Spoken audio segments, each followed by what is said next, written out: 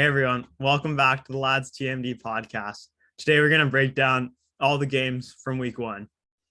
So Mac, why don't we start off with the Bills absolutely pummeling the Rams in the season opener? Yeah, that was a big game for Josh Allen and company. Big games from Stephon Diggs. Gabe Davis really took over that number 2 role in the offense. And even Devin Singletary leading the running backs and absolutely pummeling, like you said, the Rams there. Outside of Cooper Kupp, the offense was largely just non-existent. And I'm honestly excited to see where the Bills go from here.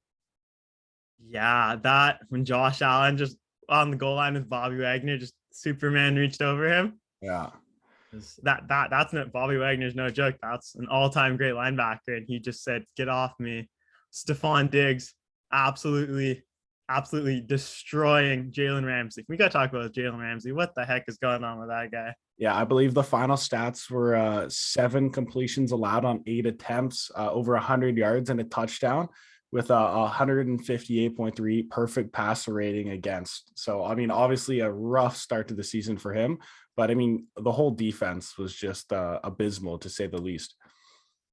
Yeah, I think they're gonna have some trouble in the division this year. It's gonna be tight.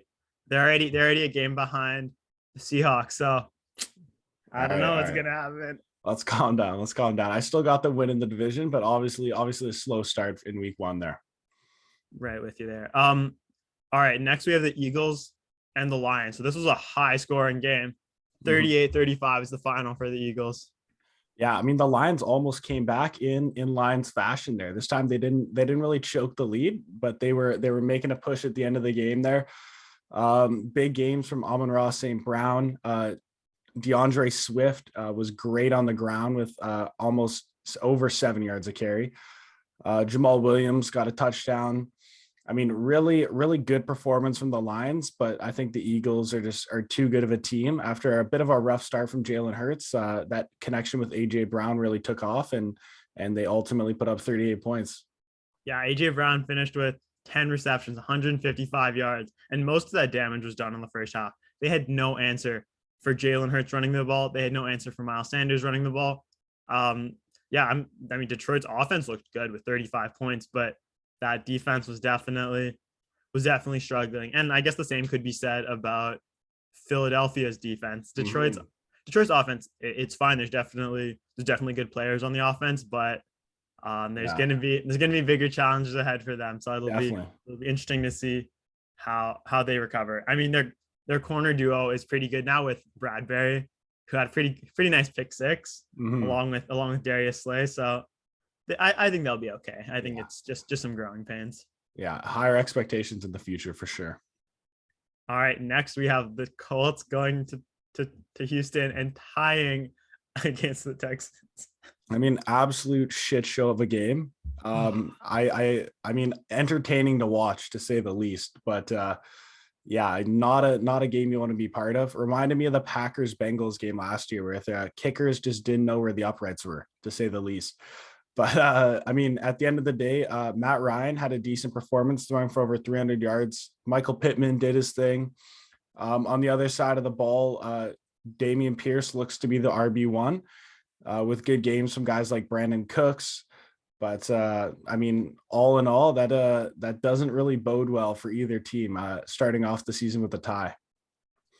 I mean, we can talk about ties another day. I don't know why that's still a thing, but um, yeah, if I can just say, Rodrigo Blankenship, hot rod, got cut. So Yeah, was a sad day. It was a sad day for everybody. yeah. I can't even name the Houston kicker, but he should probably get the boot as well. It's week one, man. You gotta give him some time. All right, next, the Baker Mayfield revenge game. I think it kind of went however unexpected. It was a Mhm. close game. Baker Mayfield could not pull it out at the end. I don't think anyone was too surprised.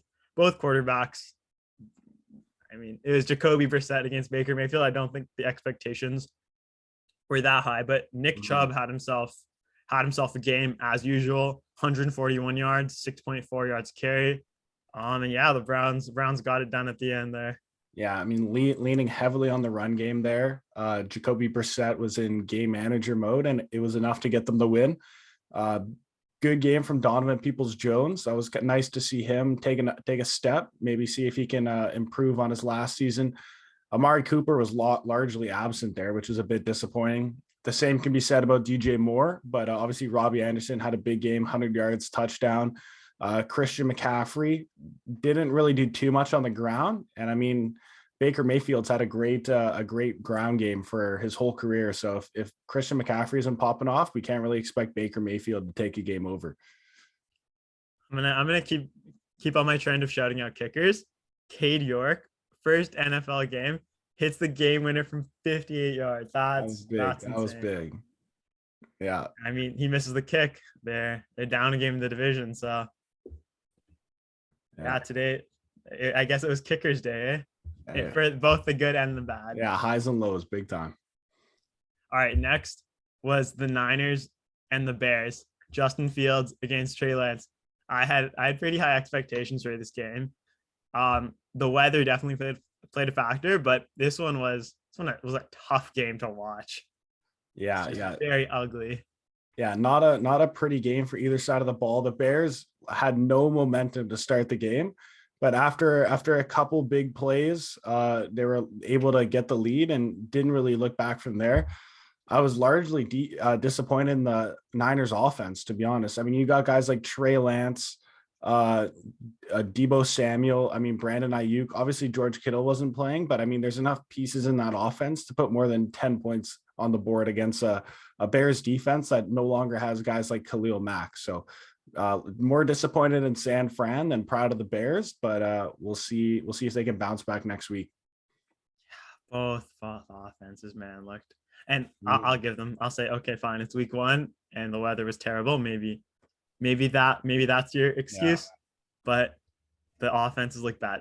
I'll say this about Trey Lance. He reminds me so much of Josh Allen year 1 and year 2, where you see that everything is there. The guy has all the skill in the world, and you just know it might take him this year, but once it clicks for him, all the physical tools are there, and he's going to be a scary player. My only concern though is Trey Lance is only like 6'3". We were talking about how Josh Allen was running over guys like Bobby Wagner.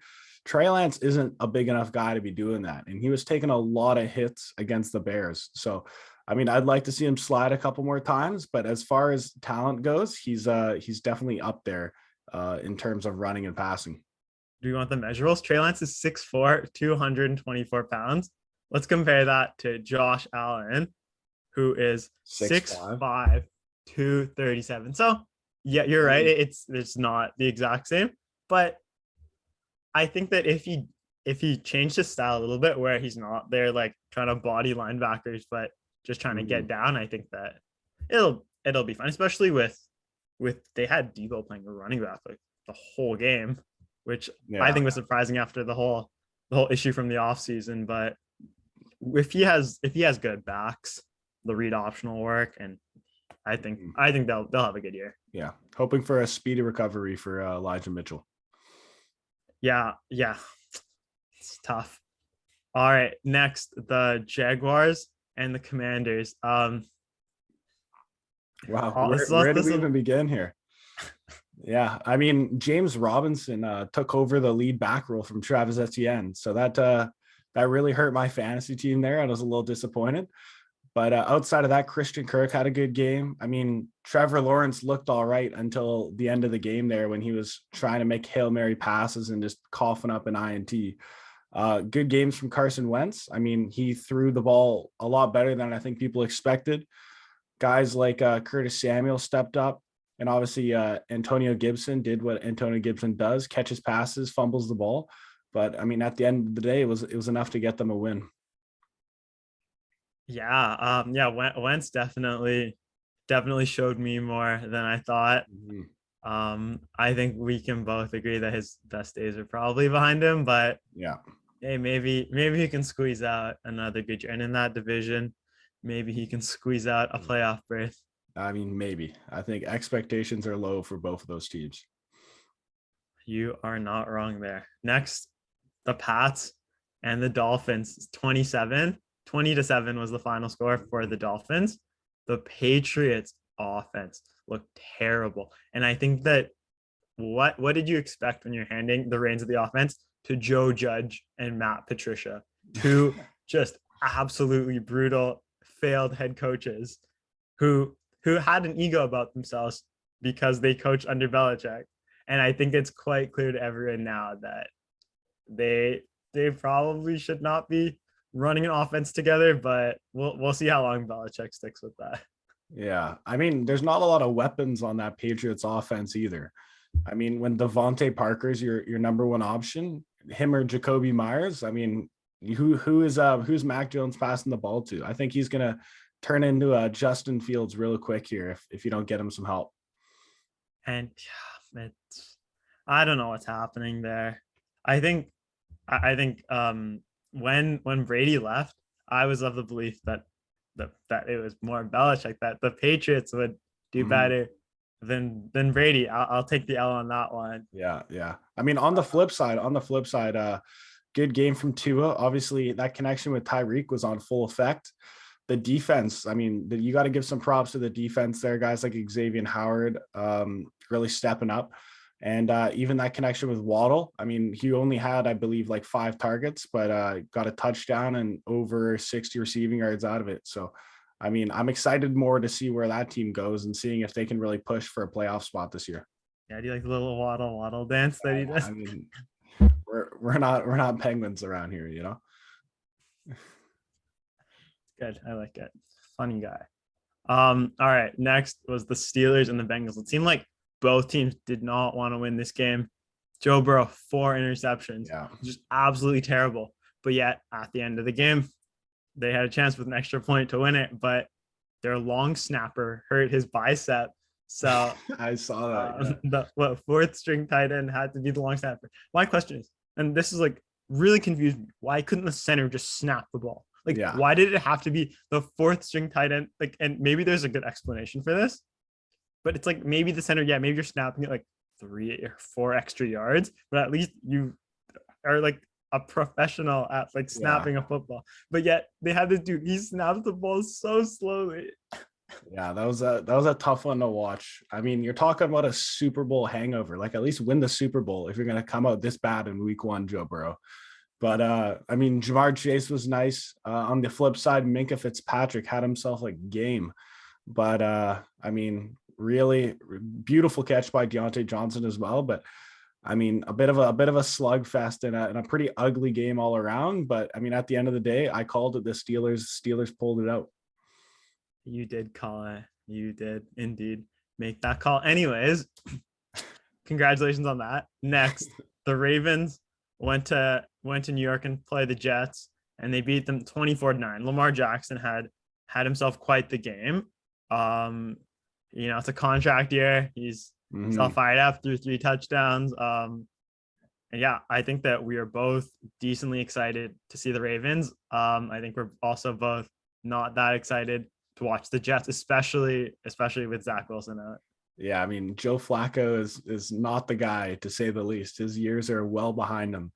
But I mean, speaking of Lamar Jackson, one thing to note is he didn't really run the ball as much as we've seen Lamar Jackson run the ball in the past. So we'll see if that keeps up in what is a contract year for him. Obviously, a guy who wants to stay healthy, put some money on the table for his family. So I mean, we'll see if that trend keeps up. But at the end of the day, Ravens did what the Ravens should have done, beat an abysmal team in the Jets, and we'll hopefully see them continue that to the playoffs.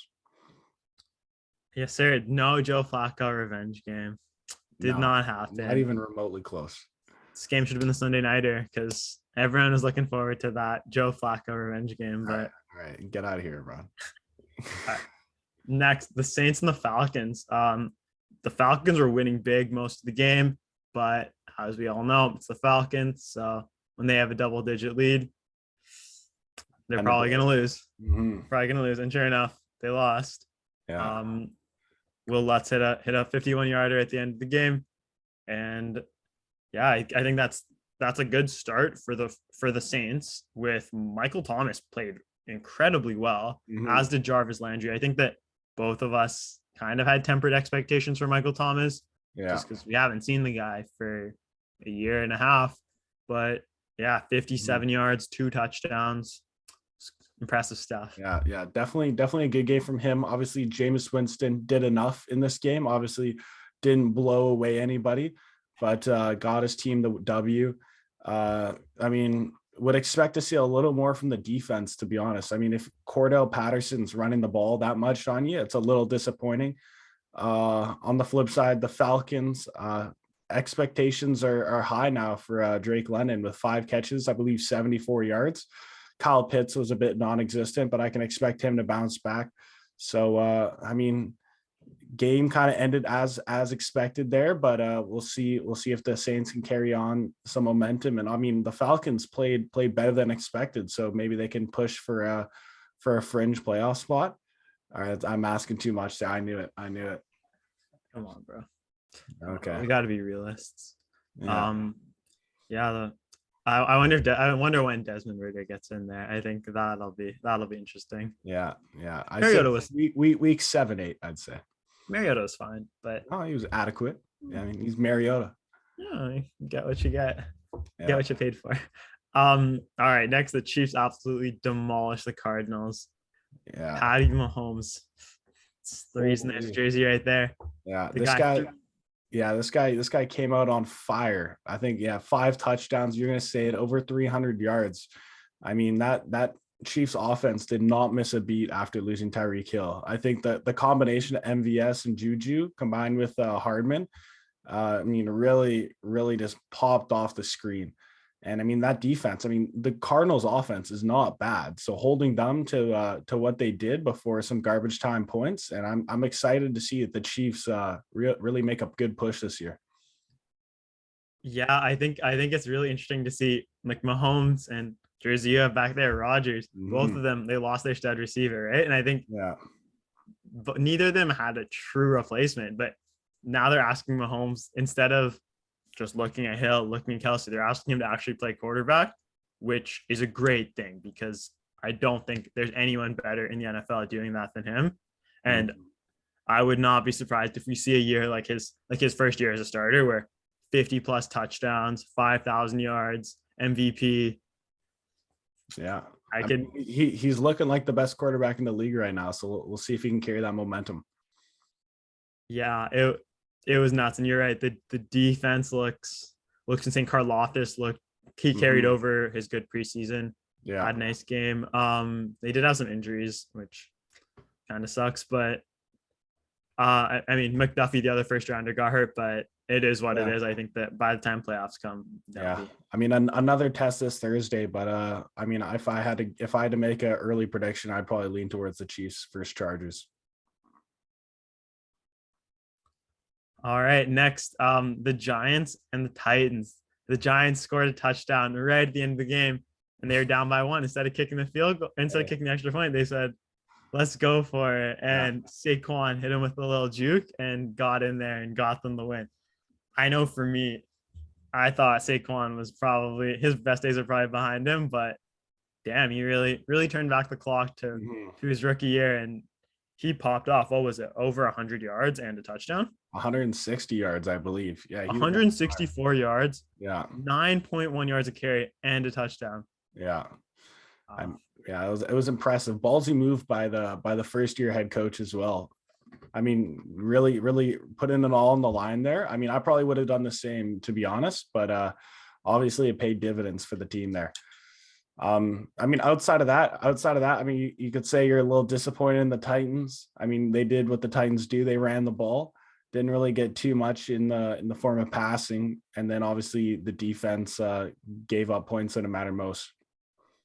Talking about first time head coaches. I guess not everyone had as good a first day as Brian Dable. We'll get to that. All right. All right, sorry. I'm enjoying the Seahawks win. All right, next the Packers got absolutely smacked by the Vikings, 23-7. Justin Jefferson, I believe he had more yards than 180 yards over 100. Yeah, 184 yards, 2 touchdowns. 9 receptions. Mm-hmm. They had 2 great corners, no answer for him. Yeah, I mean, obviously they attacked Eric Stokes a bit more than Jair Alexander, who didn't really shadow Justin Jefferson too much. But I mean, at the end of the day, I think the biggest downfall there was the offense. So I mean, if we're being optimists, I mean, you didn't have Alan Lazard, who's the alleged wide receiver 1 and both starting tackles, which didn't really help with Danielle Hunter and Zadarius Smith. Funny little bump in with Aaron Rodgers there. But I mean, outside of that, yeah, I mean, you got popped a little bit. Old man was stumbling. But I mean, outside of that, it was a bit of a disappointing first game for the Packers. Came out slow, same as last year. Hopefully we'll bounce back. I didn't have them winning the game, but I mean, obviously you want to put up more of a fight than they did. Yeah, I mean, maybe Rodgers needs to take a little retreat, smoke some more ayahuasca, and really get his head on right, because he did not play well. 2-time MVPs, got to be better than that. Yeah, I mean, we'll see. We got an easier game against the Bears next week, so we're hoping to bounce back. All right, we'll see. Next, one of the best games of the week, the Chargers and the Raiders. The Chargers had a pretty big lead early, and they almost gave it up, but they managed to hang on. Khalil Mack was huge. He had 3 sacks and was really just wreaking havoc all day. And Derek Carr definitely felt the effects of the pass rush, throwing 3 interceptions, despite the Chargers not having J.C. Jackson. Yeah, I mean, I was really impressed with the Chargers defense. I mean, I was equally disappointed a little bit in Derek Carr. Expected to see a bit more from him. Devontae Adams did what Devontae Adams does. Obviously, it would have been cool to see him match up with J.C. Jackson instead of Asante Samuel, who was a bit overly cocky, and it bit him in the butt a little later in the game. But yeah, I mean, real good game all around. Good to see Darren Waller back in action. Good to see Devontae doing Devontae things. Obviously, Keenan Allen was having a good game before he got out. Mike Williams was a bit non-existent, but obviously you can expect him to bounce back. And I mean, Justin Herbert was the better quarterback and ultimately won the game for his team. Yeah, he didn't have, like, if you look at his stats, 26 of 34, under 300 yards. It was okay. It was really good, but for Justin Herbert, it was you expect a little more than that. But yeah, he did what he had to do, and I think we're both excited to see how that team continues to evolve. All right, next to the Sunday night game, the Bucks beat the Cowboys 19-3. Dak Prescott messed up his hand and is going to be out a while, so we get to watch the Cooper Rush show. Yeah, I mean, disappointing Sunday night game a little bit there. A lot of field goals. Obviously, you want to see Bucks fans want to see him finish drives. Could have been a lot worse than the score suggests. But yeah, I mean, Bucks did what they had to do. Defense obviously looks elite. And on the Cowboys side, I mean, I'm curious where the direction goes without Dak Prescott here. If you want to be a playoff team, you probably want to start looking at guys like Gardner Minshew. You know, on the PJ Walker maybe side of things, or Huntley, to see if you can get guys who can really push your team back to relevancy. But Jordan Love. Hey, I mean, if you want to, you can have him. Honestly, get rid of this guy. Well, I'm asking for a 3rd round pick. It's not that much. After the game I just watched, maybe it's number 12 that doesn't have much time left as an elite QB. Anyways, we'll move on to Monday night, where Russell Wilson went back to Seattle to play my Seahawks. And I mean, we'll talk about the ending, but to start the game, Geno Smith was just throwing dot after dot. And it was nice seeing a quarterback that could hit a guy right across the middle, 10 yards. But he was amazing. I mean, he did what he was asked to do. Mistake-free football. He made his first. He was 13 for 13 to start the game. It was just great to watch. It was just absolutely amazing to see. All right. Well, I mean, definitely big improvement from some of the preseason games there. But I mean, Seahawks did what they had to do to win a game. I mean, defense played amazing. Obviously, holding Russell Wilson and the Denver Broncos to 16 points is a huge win. DK was a bit non-existent, but I mean overall, I mean if the offense is putting up points, I mean getting enough to win games, you got to be happy with it. And I mean huge underdogs pulling out a W at home, big for the program. And I mean let's temper expectations here, but I mean the Seahawks stole one. I think I predicted that, and I'm of the belief that this team could sneak into the playoffs. I think they'll be right there, 7-8 wins. You look at their schedule; it's not it's not too crazy. Their next 3 weeks are at San Francisco, which who knows what's happening with Kittle? Who knows what's happening with the quarterback situation? Hear me out. Then at home against Atlanta, then in Detroit. That's 3-1, 4-0 start. All right. Well, we're clipping this right now, just so you know. We're coming back to this for sure. When they're 1-3. All right. They're not losing at home to Atlanta. Anyways, as far as the end of the game goes, I mean Nathaniel Hackett, first year head coach for the Broncos here, former Packers offensive coordinator. I mean 4th and 5. I think you were telling me right after they made the decision, you're paying that guy a lot of money to make plays at the end of games, and obviously they took the ball out of his hands. Yeah, I mean Russell Wilson, like his game, 11 passes to Javonte Williams. I think he had 5 total passes to wide receivers. A lot of his yards came on an underthrown ball to Jerry Jeudy that, I mean, Kobe Bryant he whiffed on it, which I mean is his first NFL game. It's completely okay. Like definitely not upset at him or anything. And I mean, the Seahawks had 2 rookie corners playing a lot, and all Russell Wilson could really do was check the ball down. His stats ended up looking good, but watching the game, there was no aggression. It was like, oh wow, you really got a quarterback who is able to throw the ball to wide receivers who didn't really ever check the ball down at his last destination. But he definitely didn't do a lot. And with the whole thing at the end of the game, maybe Hackett doesn't trust him. I mean, in my opinion, you're a 10-year veteran in the NFL who's played the position for a long time, who puts himself with Tom Brady, Joe Montana. Oh, he always talks about he wants to be one of those guys. I'm pretty sure Tom Brady would have called the timeout himself. Yeah. I mean, Richard Sherman said it, maybe Russell Wilson just doesn't have the authority yet to make those kind of big game decisions. Been trying to tell you guys, he's not that guy. He is not that guy. And I mean, we'll see. I mean, they scored 16 points against a defense who's maybe best defender got hurt very early on. I mean, and for Jamal Adams, I mean, there you go. Happens so often. Got to feel bad for the guy, but yeah, Russ is not that guy. I think that's a theme that we will see this year. We'll see it next year. 7 years down the line, we'll be like, damn, this guy's still getting paid. We're gonna cut this roast session short here. But as for the NFL Week 1 games go, there was a lot of entertaining games, a lot of fun matchups, and we're excited to see what Week 2 has to offer here. So thank you guys for watching. Leave a like, comment any reactions you have, and have a nice day. Have a great one, everyone. Bye, guys.